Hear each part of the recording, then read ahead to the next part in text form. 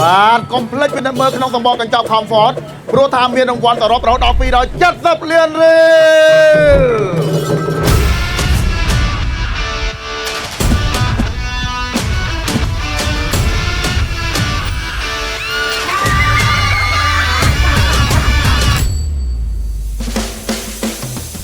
បាទជំរាបសួរពុកម៉ែបងប្អូនអ្នកផ្សារតាខ្មៅថ្មីទាំងអស់គ្នាបាទ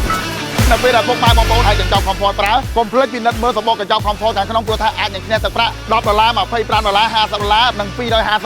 សម្រាប់រង្វាន់នេះគឺថាមានរហូតដល់ថ្ងៃទី31ខែកក្កដាឯណោះបាទរង្វាន់ពិត$50បងយើងហាយមើលក្នុងសម្បកកញ្ចប់ហ្នឹងឃើញរង្វាន់នៅក្នុងហ្នឹង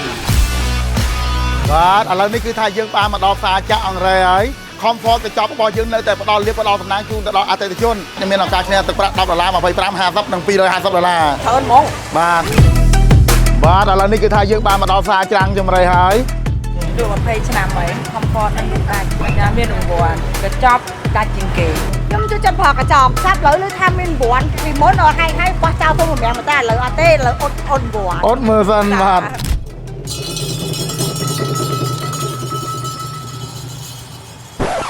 បាត់ពុនអីទៅណាបាត់ហើយខ្ញុំឈ្នះ$25 Comfort ឈ្នះពិតមកហើយនេះមិនអាឡៃទៅនេះអាឡៃទៅប៉ុណ្ណឹងគាត់នៅសម្បកកញ្ចប់ទឹកអូ Comfort ហើយគាត់គឺថាមានច្រើនណាស់សរុបរហូតដល់270លានរៀល